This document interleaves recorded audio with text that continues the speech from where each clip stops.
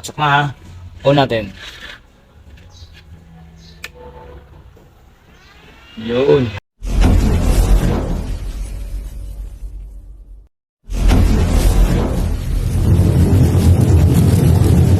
Alright mga kutingting, welcome ako ulit sa ating channel. And for today's video mga kutingting ay magkapalit tayo ng switch ng welding machine. Ayan. So bigla siyang namatay. So sa tingin ko ito lang yung problema. Kaya bumili na ako ng ganito, yung replacement niya. So 30 pesos lang naman to. Pag once na mayroon kayong welding machine tapos biglang namatay, hindi siya gumagana, tingnan nyo po yung switch niya mga putingting. Ito lang talaga ang madalas masira niyan. Pakita ko sa inyo, bubuksan natin.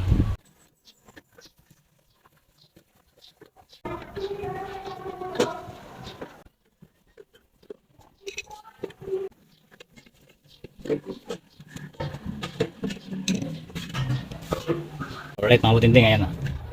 Ang kagandahan ng mga putingting, plug and play lang siya. Ayan o, hindi katulad ng iba, hinihinang pa.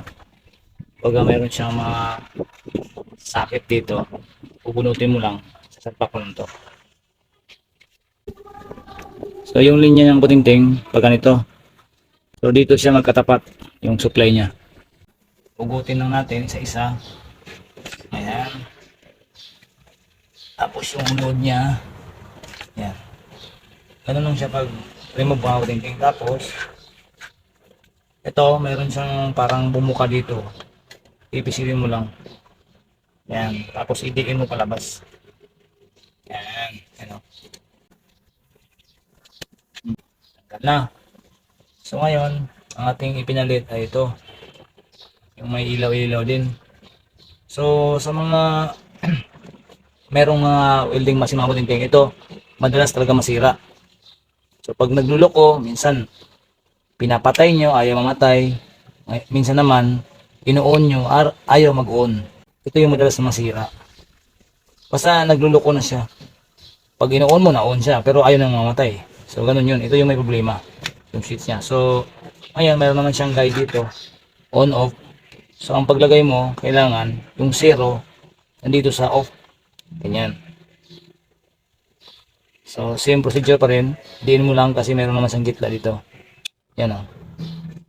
Ganun ang pagkalagay ng putingting. Ngayon, pagdating sa loob, sa connection niya, ayan.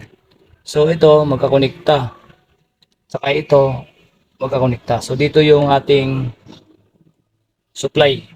Tapos yung load dito ilagay. Okay? So, ito yung ating supply. Ilagay din dito. Okay, tusok mo lang. Tapos, itin mo yung kanyang insulator. Sunod yung sa baba, yung line 2 nya.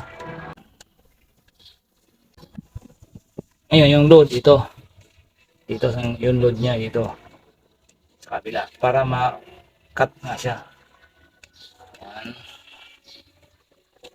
Tapos ay ilalim.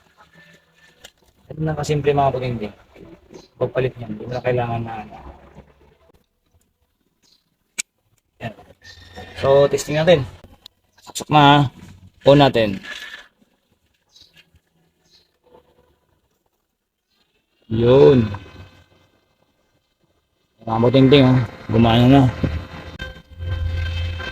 So ganun lang mga putingting oh, ang pagpalit ng switch dito sa ating welding machine. Yan. May ilaw siya. May ilaw na. Yung luma, wala siyang ilaw. So yun lang mga putingting, sana ay nakatulong sa inyo ang ating maikling vlog.